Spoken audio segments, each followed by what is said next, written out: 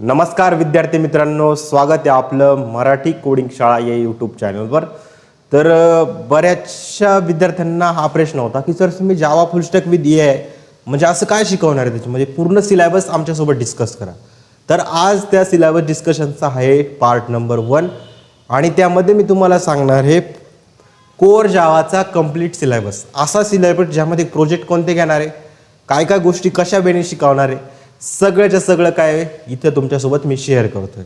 आणि हा सिलेबस स्वतः मी प्रत्येक गोष्टी रिसर्च करून स्वतः मी काय केलं याच्यामध्ये की आपले खूप सारे बाकी म्हणजे की असं समजता येईल की खूप साऱ्या गोष्टींचं मी बुकचं वगैरे बघितलं, बुकमध्ये काय काय दिलेलं आहे, इवन ChatGPT AI सोबत कम्युनिकेशन करून अशा पूर्ण गोष्टी ज्या कोर जावामध्ये आहे सगळ्या गोष्टी मी इथे इन्क्लूड करण्याचा प्रयत्न केलेला आहे. आणि हा सिलेबस मी पूर्णपणे स्वतः डिझाईन केलेले. यामध्ये जे कंटेंट आहे ते कंटेंट पण प्रॉपरली आपण बघितलेले, प्रोजेक्ट कोणते घ्यायचे, काय कसे घ्यायचे हे पण मी एकदम व्यवस्थितपणे इथे टाकलेलं आहे. आणि अशा वेळेनेच आपलं काय सगळ्या गोष्टी होणार आहे. पूर्ण स्ट्रक्चर कोर्स मला ठेवायचं आहे, असं मागं पुढं अजिबात ठेवायचं नाही. प्रॉपर कंटेंट मला या कोर्समध्ये द्यायचं आहे तुम्हाला आणि मराठी भाषेमध्येच. सगळ्यात पहिलं बघा जावा इंट्रोडक्शन. तर ह्या जावा इंट्रोडक्शनमध्ये मी तुम्हाला आधीही सांगणार आहे की जावा लँग्वेज आली कशी. त्यासाठी तुम्हाला ही सांगणार आहे की C++, जावा, पायथॉन या सगळ्या लँग्वेजचं आधी इंट्रोडक्शन मी तुम्हाला देणार आहे. ह्या लँग्वेजमध्ये आणि ह्या लँग्वेजमध्ये काय डिफरन्स सगळ्या गोष्टी सांगणार आहे. नंतर मी तुम्हाला C++ला जावामधला डिफरन्स सांगणार आहे. जावा आणि पायथॉनमध्ये काय डिफरन्स आहे तो पण मी सांगणार आहे. नंतर जावाचे फीचर्स काय हे आपण इथं डिस्कस करणार आहे. नंतर की आपण त्याला डाउनलोड कसं करणार, इन्स्टॉल कसं करणार आहे, VS कोडमध्ये कसं करायचं, इंटेलिजी आयडियामध्ये कसं करायचं, नोटपॅडवर कसा प्रोग्राम टाईप करायचा, सगळ्या गोष्टी मी तुम्हाला इथे शिकवणार आहे. नंतर जावाचा फर्स्ट प्रोग्राम पूर्णपणे समजून घेणार, आधी त्याचं स्ट्रक्चर काय, त्याचं एक्सप्लेनेशन काय, या सगळ्या गोष्टी आपण समजवणार. नंतर कंपाईल झाल्यानंतर क्लास फाईल कशी बनते, त्याचं इंटरनल आर्किटेक्चर कसं आहे, कसा तो वर्क करतोय, ते सर्व गोष्टी मी तुम्हाला सांगणार आहे. नंतर रन कसा करायचा जावा प्रोग्राम हे पण तुम्हाला मी इथे एक्सप्लेन करणार आहे. नंतर मेन मेथड काय असते याच्याबद्दल पूर्ण डीप एक्सप्लेनेशन मी तुम्हाला इथे देण्याचा प्रयत्न करणार आहे. नंतर त्याचं कंपायलेशन आणि एक्झिक्युशनचा पूर्ण फ्लो कंट्रोलची ब्लॉक डायग्राम कशी एक्झिक्यूट होते हे तुम्हाला मी सांगणार आहे. पहिलं लेक्चर आपलं पूर्ण या बेसिसवरच असणार आहे. नंतर तुमचं येतं data types, type casting, number system, variables, literals and operator, keyword आणि आयडेंटिफायर्स.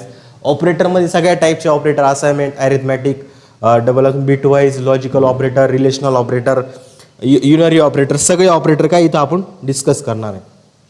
नंबर सिस्टीममध्ये तुम्हाला नंबरचं कन्वर्जन कसं करायचं ते सगळं सांगणार आहे. व्हॅरिएबल्स काय असतात, लिटरल्स काय असतात, ऑपरेटर्स काय असतात, कीवर्ड्स कोणते कोणते, आयडेंटिफायर म्हणजे काय, हे सगळं आपलं काय दुसऱ्या लेक्चरमध्ये डिस्कस होईल. नंतर तुमच्या इथे कंट्रोल फ्लो स्टेटमेंट, याच्यासाठी वेगवेगळे लेक्चर राहतील तुमचे, कारण प्रोग्रामसोबत आपल्याला घ्यायचे आहे. ते इफ सिलेक्शन स्टेटमेंटमध्ये इफ एल्स, स्विच स्टेटमेंट काय राहतं हे तुम्हाला मी सांगणार आहे. अजून तुमचे इफ एल्स इफ वाला ते पण इथं राहील. Ladder, if else if ladder माहिती ना, ती पण इथं राहील. इथं लिहिलं गेलेलं नाही पण ते पण इन्क्लूड राहील. लूपिंग स्टेटमेंटमध्ये तुमचं राहील for, while, do, while loop, सगळे लूप तुमचे घेऊ. त्याच्या बेसिसवर खूप सारे क्वेश्चन आपल्याला घ्यायचे. जम्प स्टेटमेंटमध्ये ब्रेक, कंटिन्यू आणि रिटर्न हे सगळ्याचे सगळे मी इथं तुम्हाला सांगणार आहे. प्रॅक्टिस प्रोग्राम जवळपास 30 ते 40 प्रॅक्टिस प्रोग्राम याच्या बेसिस होणार आहे. लॉजिकल बेस जेवढे पण प्रोग्राम आहे सगळ्याचे सगळे इथे डिस्कस करणार आहे आपण. पॅटर्न प्रिंटिंगच्या वरती खूप सारे क्वेश्चन आपण प्रॅक्टिस करणार आहे. सीमध्ये जेवढे घेतले ते आणि अजून काही जास्त वेगवेगळे तुम्ही जावामध्ये कसं करायचं ते तुम्हाला सांगणार आहे. ऑलमोस्ट जेवढे पॅटर्न मला घेतील तेवढे सगळे मी इथे घेणार आहे. नंबर आणि अल्फाबेट पॅटर्नचे पण प्रोग्राम आपण घेणार आहे. स्टार पॅटर्नचे पण घेणार आहे. सगळ्याचे सगळं काय इथं प्रॉपर वेने डिस्कस होईल. नंतर तुमचं येतं जेव्हा तुमचं पूर्ण लॉजिकली सगळ्या कन्सेप्ट क्लिअर होऊन जातात, लॉजिकल बेस तुमचा एकदम स्ट्रॉंग होऊन जातो. पुढचा जी कन्सेप्ट येते ती म्हणजे ऑब्जेक्ट ओरिएंटेड प्रोग्रामिंग. आणि ही खूप जास्त इम्पॉर्टंट आहे. जर तुम्ही कोर जावाचा इंटरव्ह्यू देत असाल त्यामध्ये क्लासेस आणि ऑब्जेक्टची कन्सेप्ट खूप जास्त आहे.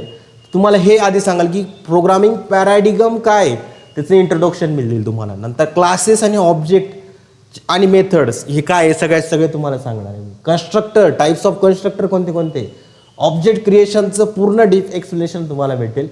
रिलेशनशिप जसं की इनहेरिटन्स काय, असोसिएशन काय, डिपेंडन्सी काय, क्लासच्या रिलेशनशिप कशा असतात त्या तुम्हाला डिटेलमध्ये शिकवणार आहे. नंतर तुमची नेक्स्ट कन्सेप्ट आहे ती पॉलिमॉर्फिझम. पॉलिमॉर्फिझममध्ये असतं तुमचं मेथड ओव्हरलोडिंग, मेथड ओव्हररायडिंग हे दोन्ही टाईप तुम्हाला मी सांगणार आहे. नंतर डेटा हायडिंग काय असतं हे तुम्हाला सांगेल. ॲब्स्ट्रॅक्शन काय असतं, इंटरफेसेस काय, इनकॅप्सुलेशन म्हणजे काय असतं, तुम्हाला इंटरव्ह्यूमध्ये कसं बोलायचं, सगळ्या नोट्स प्रॉपर तुम्हाला दिल्या जातील.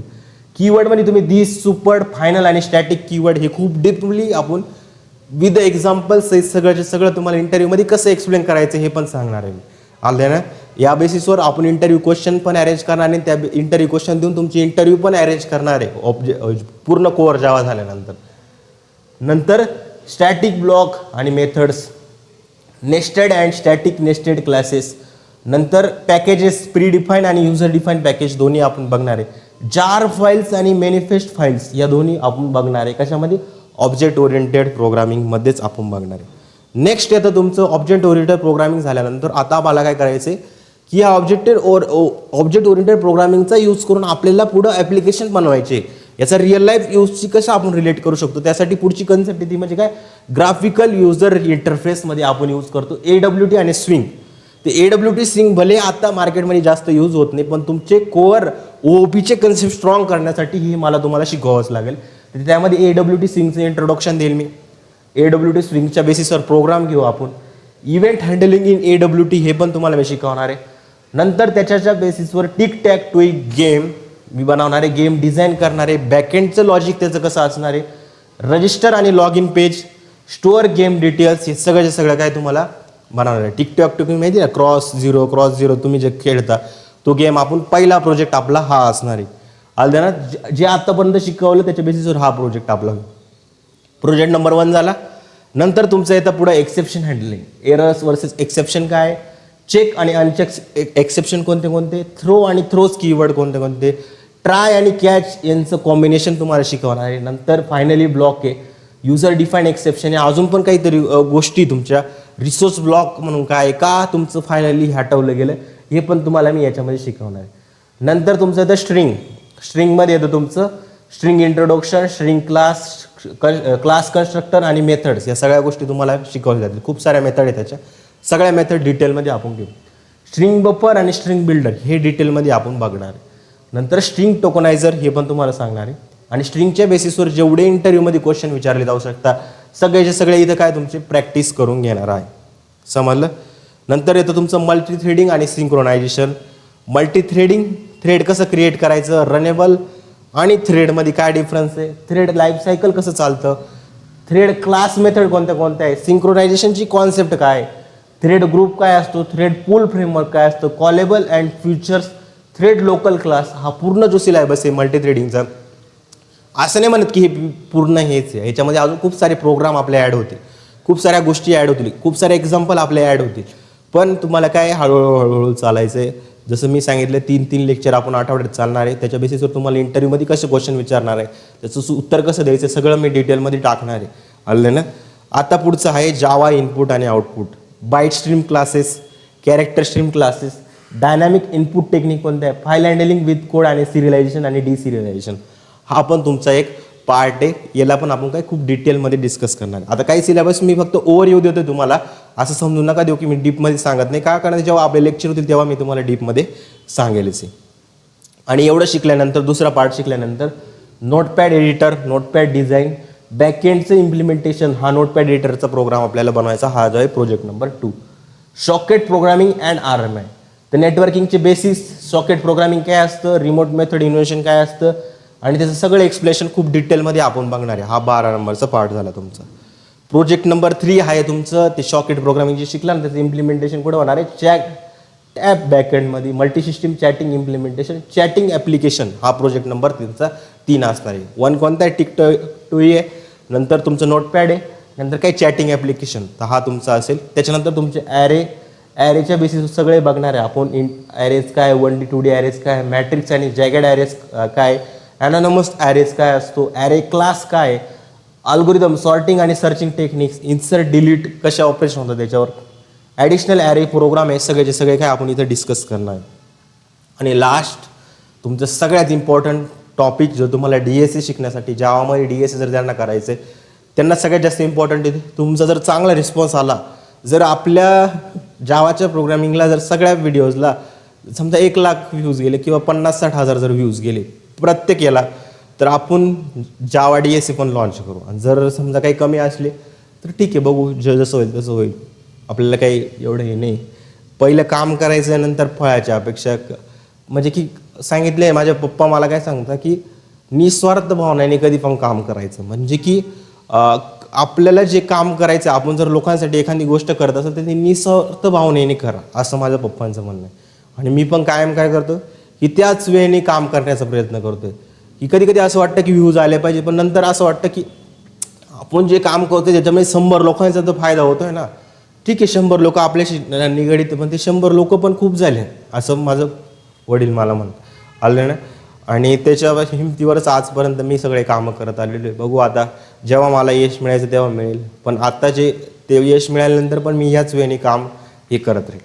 कलेक्शन फ्रेमवर्क आणि जेनेरिक्स नावाचा प्रोग्राम आहे. त्याच्यामध्ये लिस्ट झालं, इंटरफेस मेथड झालं, collection framework, collection interface, list आणि त्याच्या method, list implementation, array list, link list, vector आणि स्टॅक्स, कर्सरमध्ये इन्युमरेशन, इटरेटर आणि लिस्ट इटरेटर, इंटरफेसमध्ये set interface, sorted set interface आणि नेव्हिगेबल सेट इंटरफेस, हे सगळं तुमचं इथलं होतं. नंतर क्यू येतो तुमचा, ॲबस्ट्रॅक्ट डिझाईन पॅटर्न काय आहे, मॅप काय आहे, सॉर्टेड मॅप काय आहे, ट्री मॅप काय आहे, हॅशेबल, डिक्शनरी आणि नंतर तुमचा जेनेरिक्स. हे सगळ्याच्या सगळा सिलेबस कवर करायला आणि याची प्रॅक्टिस क्वेश्चन थ्रूच होणार आपली. मोस्ट ऑफ दी जेवढे इंटरव्ह्यूमध्ये क्वेश्चन विचारले सगळेचे सगळे कलेक्शन फ्रेमवर्कच्या बेसिसवर असतील, ते सगळेचे सगळे तुमच्या इथं घेण्याचा मी प्रयत्न करणार. आल्यात जेनेरिक्स ते तुम्हाला मी मागच सांगितलं. जावा 8चे फीचर सगळ्यात जास्त इम्पॉर्टंट इंटरव्ह्यू पॉईंट ऑफ व्ह्यूच्या वेळी की जावा 8चे फीचर, डिफॉल्ट आणि static method in interface, functional interface, lambda expression, pre define functional interface, predicted function, consumer supplier, नंतर स्ट्रिंग एपीआय काय असतं सगळ्यात जास्त इम्पॉर्टंट आहे, मेथड रेफरन्स आणि कन्स्ट्रक्टर रेफरन्स, डेट आणि टाईम एपीआय. हे पण तुम्हाला काय हा झाला कोर जावामधला सगळ्यात इम्पॉर्टंट पार्ट. जावा 8 फीचर, कलेक्शन फ्रेमवर्कवाला फीचर. आणि नंतर तुमचं येतं JDBCसाठी थोडं जे SQL आहे ते मी सांगाल. JDBCवर आपण बेस्ट काही प्रोजेक्ट बनवण्याचा प्रयत्न करू, जसं की बिलिंग सॉफ्टवेअर आपण बनवणार आहे. त्याच्यामध्ये सगळ्या गोष्टी तुम्हाला सांगणार आहे की लॉगिंग आणि प्रोफाईल कसं करायचं, नंतर तुमचं item card, billing, customer management, report sale communicate. त्याच्यासाठी तुम्हाला बेसिक JDBC लागेल. JDBC तसा ॲडव्हान्स जावाचा पार्ट आहे, पण तो पण मी कोर जावामध्येच ॲज अ प्रोजेक्टसाठी शिकून देतो. SQLचे बेसिक तुम्हाला आधी सांगाल, JDBC सिलेक्ट क्वेरीज सांगाल, इन्सर्ट अपडेट डिलीट सांगाल, नंतर फुल JDBC ॲप्लिकेशन म्हणजे हेच आपण बिलिंग सॉफ्टवेअर जे बनवणार आहे ते. डेटाबेस सोबत कनेक्टिव्हिटी करायची कशाची, जावाची, त्याच्यासाठी JDBC आपण यूज करतो. ॲपलेट्स आणि यांचा मिनी प्रोजेक्ट आपण घेऊ. ॲपलेट्स तशी कन्सेप्ट ही जुनी आहे, पण तुम्हाला माहीत पाहिजे की ॲपलेट इंट्रोडक्शन, डिजिटल लॉक अपलेट आणि याच्यावरच्या बेसिसवर काय अजून एक प्रोजेक्ट आपण घेऊ, car crash game, game design and logic, score system implementation. हा आहे तुमचा प्रोजेक्ट नंबर 5. 5 प्रोजेक्ट घेतोय मी, 5 कशाच्या बेसिसवर, जावाच्या बेसिसवर. आणि हे 5 प्रोजेक्ट विथ तुमचा पूर्ण सिलेबस तुम्ही प्रॉपर जर ॲनालिसिस केलं ना, हा सिलेबस मला नुसतं तुम्हाला सांगण्यामध्येच किती मिनटं गेले हे तुम्ही बघा व्हिडिओमध्ये. आता एवढा पूर्ण सिलेबस, या सिलेबसची लिंक मी खाली कमेंट सेक्शनमध्ये देतो. तो व्हॉट्सअप ग्रुपची लिंक राहील ती, त्या व्हॉट्सअप ग्रुपमध्ये मी हा मेसेज पिन करून ठेवेल आणि तिथे जाऊन तुम्हाला काय करायचं, डाउनलोड करायचं. हा झाला नुसता कोर जावाचा सिलेबस. कशाचा सिलेबस आहे, कोर जावाचा सिलेबस आहे. असंच तुमचा ॲडव्हान्स जावाचा पण येईल. ॲडव्हान्स जावाच्या झाल्यानंतर तुमचं पुढे येईल स्प्रिंगचा येईल, नंतर स्प्रिंग बूटचा येईल, नंतर तुमचा SQLचा पण येईल, नंतर तुमचा HTML, CSS, जावास्क्रिप्ट, रिॲक्ट JSचा येईल आणि नंतर तुमचे प्रोजेक्ट चालू होतील. आणि त्या प्रोजेक्टमध्ये तुमच्यासोबत AI ला इंटिग्रेट करायचं आपल्याला त्या प्रोजेक्टमध्ये. स्प्रिंग विथ AI पण आहे, ते पण घेणार आहे आपण. आलं ना. तर हे पूर्ण शिकण्यासाठी तुम्हाला टाईम जो लागणार आहे, आता हे कोर्स जावा तुमचे 3 महिने चालेल माझ्या मते. नंतर तिथून पुढं ॲडव्हान्स जावा 1-2 महिन्यात होऊन जाईल. नंतर स्प्रिंग तुमचं 2 महिन्यात, असं ती 5-6 महिन्यात तिथंच झाले. नंतर फ्रंट एंड असं तुम्ही समजून चला 10 ते 12 महिने, 1 वर्ष तर आपल्याला लागणार आहे. पण असा कोर्स आपल्याला बनवायचा आहे की आजपर्यंत तो कधीच झालेला नाही. त्याच्यामुळे तुमच्या सपोर्टची मला खूप जास्त गरज आहे. सगळ्या मराठी मुलांपर्यंत हा व्हिडिओ नक्की शेअर करा. तर आजच्या दिवस कोर जावाचा सिलेबस बघा, नंतर पुढच्या व्हिडिओमध्ये आपण ॲडव्हान्स जावाचा सिलेबस आणू. तर आजच्या दिवस एवढंच. Thank you so much. All the very best.